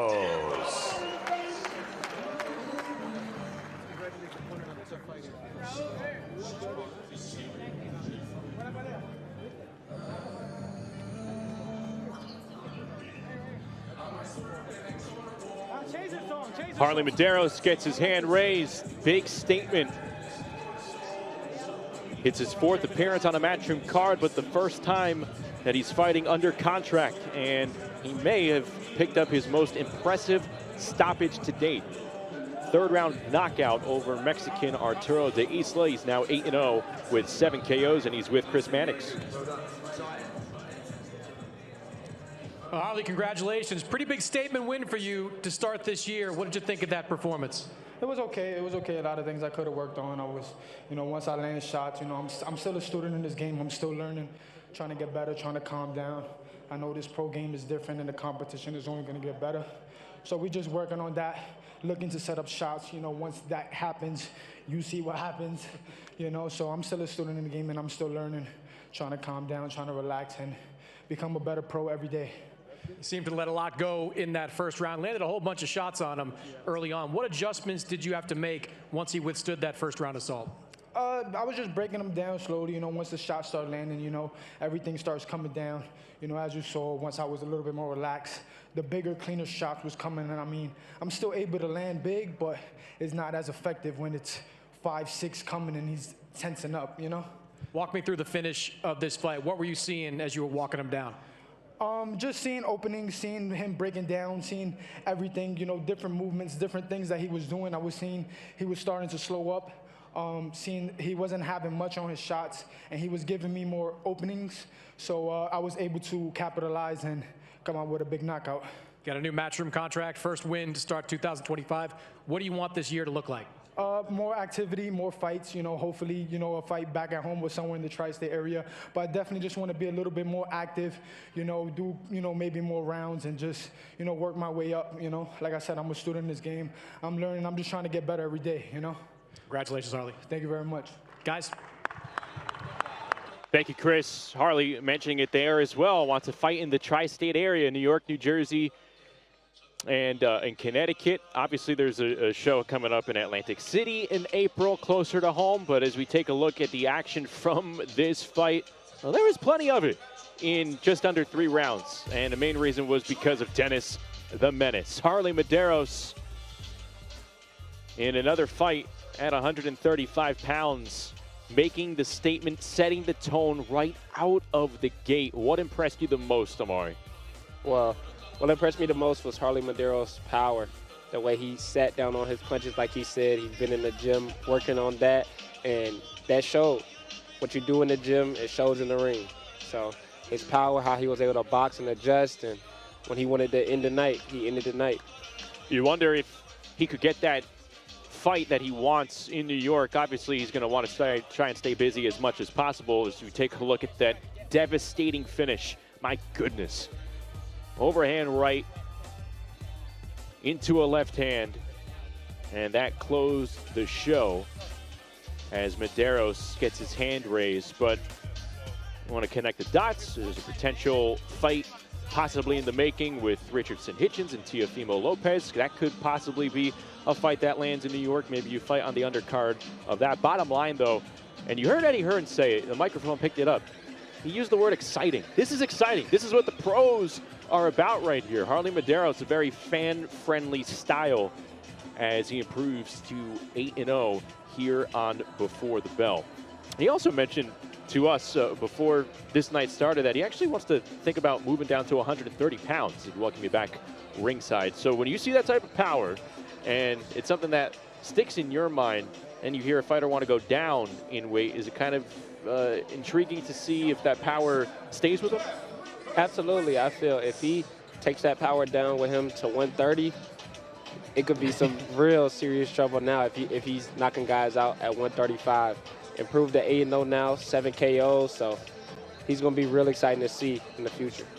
Yeah, Harley said to us during the fight week that he feels like he is a 130-pounder. He feels like he carries his power obviously well here at 135, but going down to 130 might be in his near future. He definitely wants 8 rounds to be in his near future. Bottom line, if he continues to perform like that in the ring, success is definitely going to be in his near future. So we're 2/3 of the way done through here on Before the Bell. Still to come to Shot Dev, and then the main card coming up at 5 Pacific, 8 Eastern. Big night of boxing here in Vegas, all leading up to Diego Pacheco and Steven Nelson later tonight, live on DAZN. Coming up next, it's the doubleheader, ladies and gentlemen, live here from fabulous Las Vegas. We're right off the strip. It's crazy. Somebody just got married behind us. You almost got into a fist fight last night at the casino. Things are bizarre. But will we see something even stranger? Diego Pacheco suffering a tough loss to Steven Nelson, who's undefeated. Sergio, you think he can do it? I think Steven Nelson's going to give Diego Pacheco a headache, especially if he gets on the inside. He's a strong fighter. He's a little shorter, but he has long arm. Excellent body puncher. If he gets on the inside of Pacheco's, it's fight going to get interesting the later it goes. Yeah. Pacheco, though, has been groomed for a moment like this. I mean, he turned pro at the age of 17. It was been this match for Fight Blind ever since. And you look at the last few fights, going up against Maciej Sulecki in his last fight, 2 fights before that, going up and knocking out Marcelo Coceres. He had been slowly building towards these types of fights. Whereas Steven Nelson, he's kind of been on this sort of once-a-year plan because he has been able to align himself with a top promoter. Really, whenever one of Steven Nelson's stablemates, be it Jamel Herring or Terrence Crawford is spot, that's when Steven Nelson hasn't been able to get a fight, whereas Pacheco has been more active, and he really has been groomed for this type of moment. So, look, I think Steven Nelson's a good fighter, but this would be a pretty big upset. If Pacheco does win, Sergio, is he ready for a title opportunity at 168 pounds? Depends on who he wins, because if he struggles to look good, just like he did against McAllister, that's when I know that he's not quite ready yet. He's not quite there yet. But if he gets the knockout, especially the sooner it gets against another undefeated fighter, absolutely he's ready. He's ranked in the top 5 in all the sanctioning bodies. He's ready. At some point, it's about what are you waiting, right? Like, now, do I think that Diego Pacheco is suddenly going to be next in line for Canelo Alvarez? No, I don't. I think Canelo's got bigger fish to fry over the next year. But there are interim titles at stake. There are title eliminators that he could certainly find himself in. I find that I'd love to see Diego Pacheco in is against someone like Christian Mbili, who is right there atop the rank. He's with him as well. Edgar Berlanga is someone that could be really interesting for Diego Pacheco for the end of the year. He is banging on the doorstep. Maybe not that world title opportunity, but certainly of a mega fight for the end of this year. All right, so the future is bright for Diego Pacheco if he can get past Steve Nelson. Remember, he's part of Bud Crawford's camp, and Bud was screaming from the hilltops last night that Nelson was going to pull off the upset. Also on the card, Cuban Andy Cruz, who Eddie Hearn thinks could be one of the best signings in the history of his company, but he got a little rocked in his last fight. What do you expect against him facing a tough Mexican again tonight? Listen, he got rocked by a tough Mexican veteran in Antonio Moran. He's in there with a younger, tougher Mexican, so he's going to have his hands full. But the reason Matchroom has so much confidence in Cruz because he does have the goods. I mean, he's a Cuban sniper. They're going to move him quick to a title shot. This will get rocky, though, at one point because this kid, he can fight. You know, I love that Andy Cruz against Antonio Moran fought fire with fire, right? He said, you know what? This guy wants to bang it out with me. I'm going to bang it back out with him. And he picked up a knockout against an experienced opponent. This might not be the guy you want to do the same thing in with, and Omar Salcido. You know, talking to members of Andy Cruz's team, they want to see him box a little bit more. They want to see more of the Cuban Andy Cruz, the amateur Andy Cruz, the guy using the entirety of the ring to get a decision. This is an important fight for Andy Cruz. He's watching some of the guys that he fought in the amateur ranks with, guys like Keyshawn Davis, you know, move their way up to world title opportunities. He wants to be on that level. He's got to look good against someone like Omar Salcido to do it. All right, so that happens live at 5 o'clock local time here in Vegas. I know your ATM's maxed out, but we might be able to go lose some money real quick before we get there. Let's go. They owe me $4,000. That's these. Oh, they see the Jets over there. Sergio at about 11 o'clock last night was taking a private jet home. At 1 a.m., he was taking a Greyhound. It's the life of Las Vegas. We'll see you, Sin City, tonight. Pacheco and Nelson. I can't believe we were able to lock in Sergio Mora for one fight here on Before the Bell, running amok in Las Vegas the way he does. But that has been part of our Before the Bell action. We've seen 2 stoppages so far on this Before the Bell card. Zaquin Moses victorious over Mario Garcia, getting a first-round TKO. And then we just witnessed Harley Medeiros putting a hurt on his opponent, Arturo de Isla, with a 3rd-round knockout. One more to go. It's Nishant Dev, and it's Alton Wiggins coming up.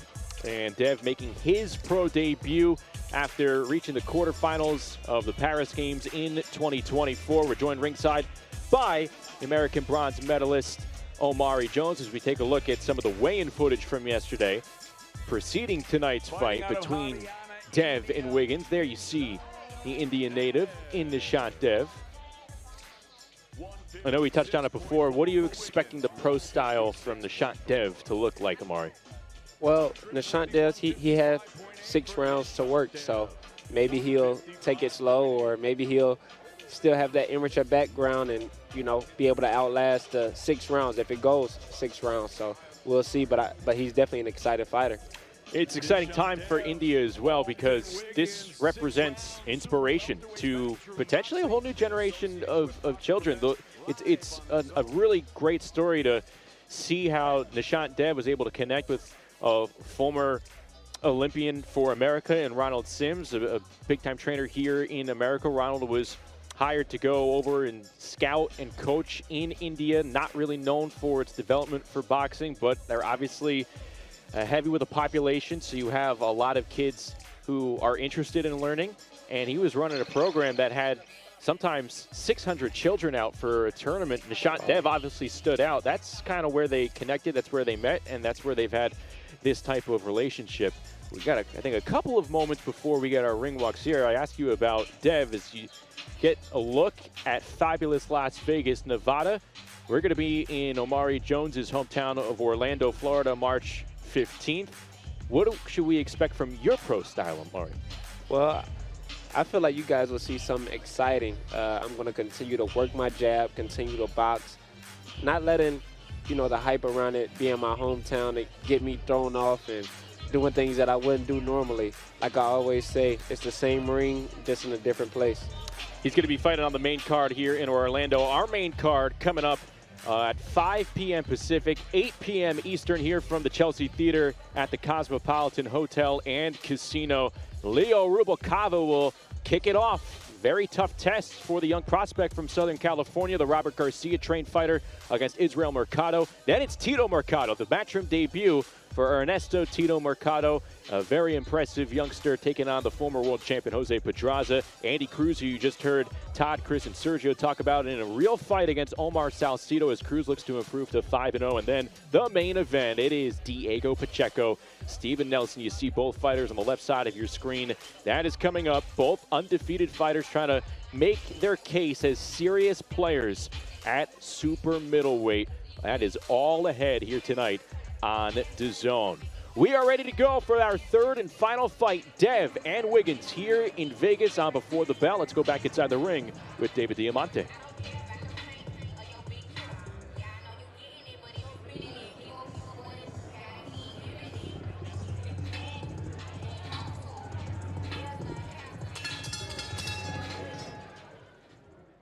Ladies and gentlemen, from the Cosmopolitan of Las Vegas, live on DAZN, the action continues with a special super welterweight attraction.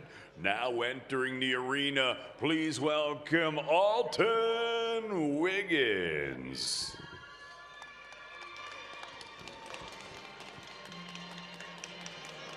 We were told it was tough to pair an opponent for Nishant Dev, but Alton Wiggins was the fighter that accepted right away. He's a 28-year-old out of Oakland, California. He's 1-0-1, picking up a 4-round majority decision back on August 31st.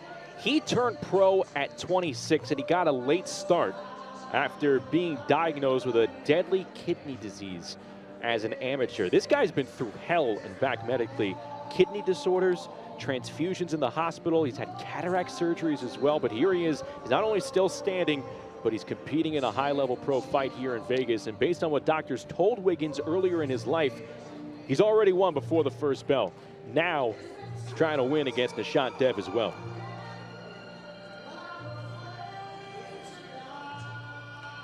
And now entering the arena for the first time as a professional from Haryana, India, Nishant Dev.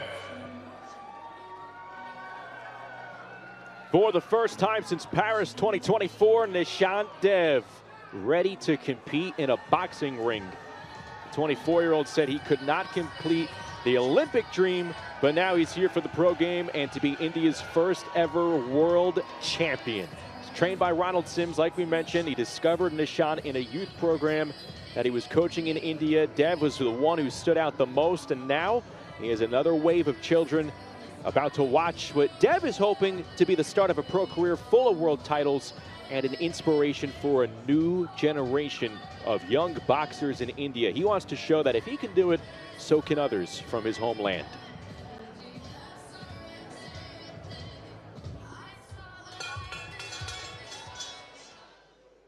Ladies and gentlemen, from the Cosmopolitan of Las Vegas, live on DAZN, we are set to go with our next bout of the evening, and it's all being brought to you courtesy of Mr. Eddie Hearn of Matchroom Boxing in association with Paco Presents. We're sponsored by Bet Online, El Mexicano, Everlast, Apu.com, Riyadh Season, and Drip. Introducing your 3 judges scoring this contest from ringside. From Nevada, Tim Cheatham. Also from Nevada, Ricardo Ocasio. And from Oklahoma, David Sutherland. And at the sound of the bell, your third man in the ring, referee Robert Hoyle. And now, ladies and gentlemen, 6 rounds of boxing scheduled in the super welterweight division. Introducing first, fighting out of the red corner, he wears the white with black and gold trim. He scaled 156 1/2 pounds. He is undefeated in his campaign as a professional with a record of 1 win, no defeats, 1 draw. He fights out of the town, Oakland, California. Please welcome the left-handed bandit, Alton Wiggins. And his opponent across the ring fighting out of the blue corner. He's scaled at 155 3/4 pounds. Tonight, he makes his much anticipated professional debut. Here is the 2024 Olympian fighting out of Haryana, India. Ladies and gentlemen, introducing Nishant Dev.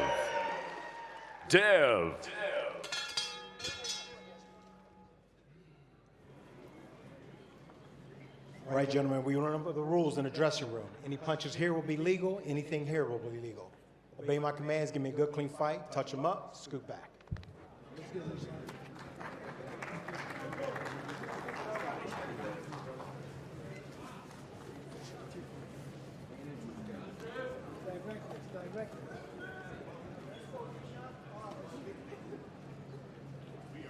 We are ready to go for our 3rd and final bout here on Before the Bell. With the Olympic rings tattooed on the right side of his torso, Nishant Dev begins his pro career in the white trunks with the orange and blue trim, and Alton Wiggins out of Oakland, California in the white trunks with the gold trim. Good size from Nishant Dev. Got the broad shoulders, the back as well, pretty wide. Oh, I was about to ask you, Omari, how would you rate the power of Nishant Dev? And there, a nice straight right hook, and another followed by up a jab. Definitely has some pretty decent power. As you can see, 2 southpaws, so the game will be jabs, you know. See who jabs lands first, and alternate comes the fight.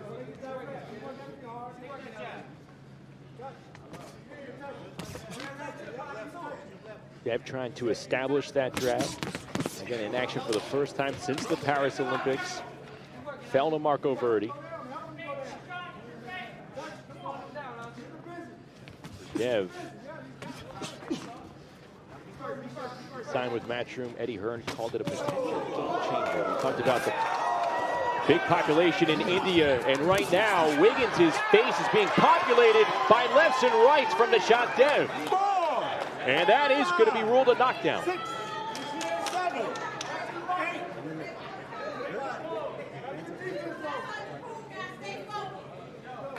So Dev recording a first-round knockdown against Alton Wiggins. Off to a great start. Good defense. Wiggins trying to come back with a combination.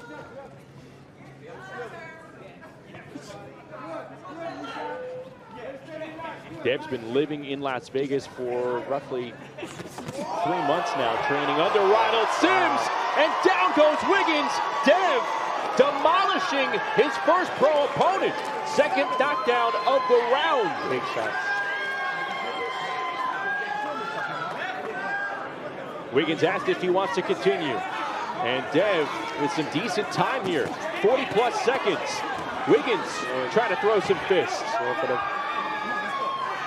That was a push. Can Dev close the show in one round? Comes back with a right hand. Down to the body, upstairs. Dev rocking Wiggins. Wiggins is hurt. He's backing down. 20 seconds to go. And that is not ruled a knockdown. And that's going to be it. Referee's seen enough. Nishant Dev opening eyes in his pro debut here in Las Vegas. A first-round KO for the Indian native. Couldn't have it any other way for a pro debut. As good as it gets.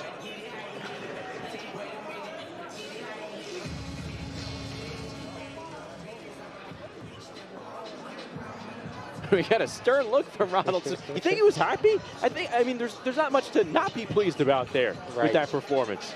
Maybe it's something they talked about in the gym that he didn't do. Excellent performance from Nishant Dev. It looks like they're between rounds right now. And Ronald Sims is giving him some advice. But overall, wow, what a performance to open up a pro career. Adjusted pretty well. That right hand was the one that really put this fight to rest. I don't think Wiggins was right following that punch. Wow.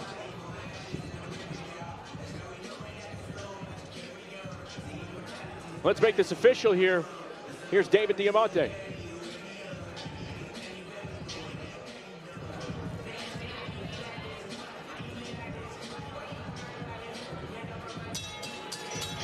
Ladies and gentlemen, referee Robert Hoyle calls a halt to this contest. The official time of the stoppage, 2 minutes, 48 seconds of round number 1. Declaring your winner by TKO. He's now undefeated as a professional, Nishant Dev.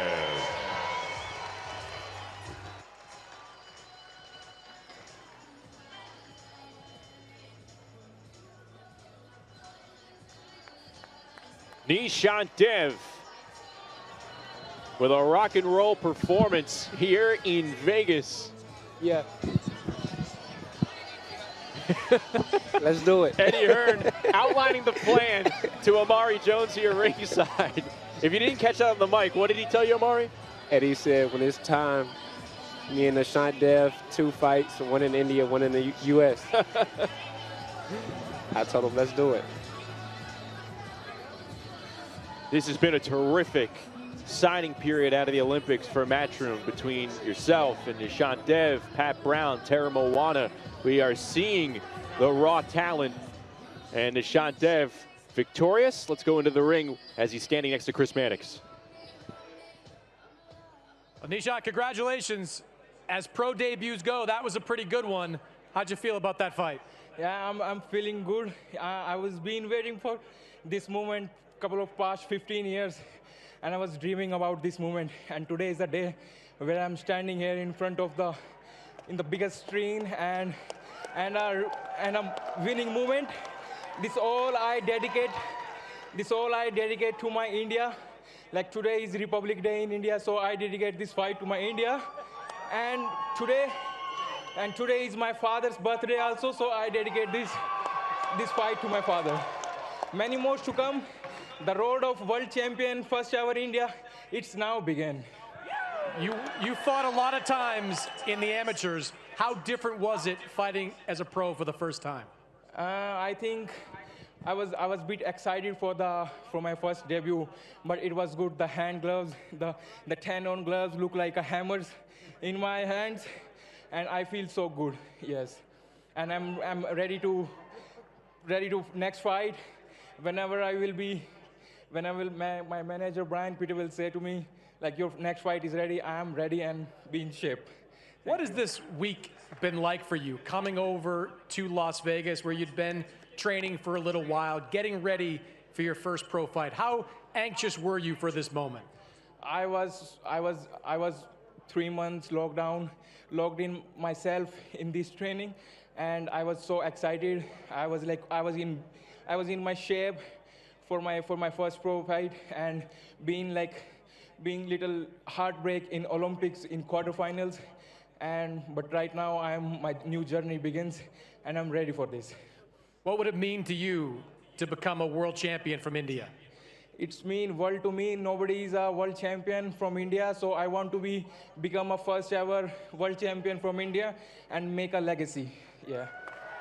About 6 o'clock in the morning, back in India right now. Figure a lot of people were watching? Yes, I feels like my whole India is behind me, and everyone is watching me, and they are like very happy to see me here. Yes. Congratulations. Yeah, thank you so much. Thank you. Eddie, we'll turn to you. The India market is open, apparently. Yeah, baby. Listen, in the past, there's been fighters from India, and people talk about, for the hype, for the promotion, I do the same. Oh, this guy, you know, the following in India, the potential. They've never been world-class fighters. India now has a world-class fighter with a great amateur pedigree that can actually go on, I believe, and become world champion. He has the potential to completely change the face of the sport in the country. We know about their deep passion and you know, the pure size of that audience in India. Now they have a real fighter with real star quality, with real potential that can actually win world titles and bring super fights to India.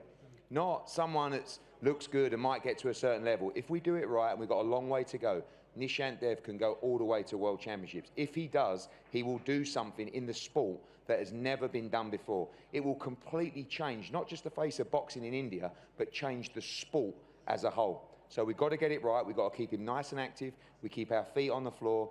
He's got to stay humble, which he will. We'll go back to the gym and we move forward. And the plan is, as we said, to make sure that audience around the world, but of course in India as well, continues to grow with us and gets very excited about someone that could be a national hero in India. Should be already. He's got everything. He's got the ability, he's got the looks, he's got the full package. He's got fast hands, he's a good fighter. That was a devastating knockout. And not an easy opponent for the debut. Southpaw, you know, who came to win. And very, very exciting. Our first ever Indian fighter, and more importantly, a guy that I believe can go on and be a world champion. Well, you're excited, he's excited. You see your manager, Brian Peters, over there, very excited for your pro debut. A lot to look forward to. Good luck to you. Guys. Well, the junior middleweight journey as a pro begins with a bang for Nishant Dev. An impressive showing, as good of a pro debut as it gets. As we take a look at some of the highlights from this fight, a first-round knockout coming with 12 seconds to go. Dev and Wiggins, and well, again, Amari, we were told that it was tough to match an opponent for Nishant Dev. We found out why early on, and that right hand found a home in less than 3 minutes' time. That was a devastating shot. Overall, what's your big takeaway from Dev's performance here in his pro debut? Well, I felt Nishant Dev sat down on his punches, landed the left, landed the right, stayed composed, and when it was time to go for the kill, he definitely did that. And the referee waving it off. Alton Wiggins falls to 1-1-1. Nishant Dev now 1-0. And you see, again, for a young pro, a young person, 24 years of age, coming from a foreign country. The charisma's there. The future is bright for Nishant Dev. That was our final bout here on Before the Bell. That is a look at the main card. Coming up at the top of the hour, it'll begin with Leo Rubalcava in a real fight against Israel Mercado. Rubalcava going for his 10th win, trying to improve to 10-0. Tito Mercado will make his matchroom debut against the former two-division world champion Jose Pedraza. And then it's Andy Cruz and Omar Salcido. Cuba versus Mexico in our co-feature. Leading into the main event later tonight, Diego Pacheco, Steven Nelson. Pacheco at 22-0, Nelson at 20-0. Two unbeaten fighters, both took separate paths to get there, but only one can be on top at the end of the night. We're only a couple of hours away from finding that out. Final thoughts, Amari, ahead of your big date coming up in Orlando as you go back to Florida for training camp ahead of your pro debut? Well, I'm going to take this fight serious like I would any other fight coming up as an amateur. And, you know, I'm going to camp and I'm going, of course, to win and do what I do best and put on the show for my family, fans, and I feel like I have Orlando on my back. March 15th, Caribe Royale, you're going to see the pro debut of Amari Jones. We saw the pro debut of Nishant Dev. He put on a show, and we are getting ready for the main card now here from the Cosmopolitan Las Vegas. So with that, we wrap it up on Before the Bell. For Amari Jones, for Chris Mannix, Sergio Mora, our entire DAZN crew, I'm Justin Shackle. Enjoy Pacheco Nelson on DAZN. Two paths, one goal. For 23-year-old Diego Pacheco, he has been steadily, strategically, and impressively climbing the ranks of the super middleweight division. The undefeated Lion looks to add another scalp to his growing resume and punch his ticket towards a clash with the face of boxing. Across the ring is a late developing, undefeated, highly motivated Steven So Cold Nelson. With nothing to lose and everything to gain, this training partner of Terrence Crawford looks to unleash his crafty knockout power to catapult himself into the upper echelon of the division. A place he feels he belongs. Will it be the youth, size, and skills of the polished Pacheco? Or will it be the grit, determination, and all-out war mentality of the former Army veteran Nelson that prevails? We find out tonight, live on DAZN.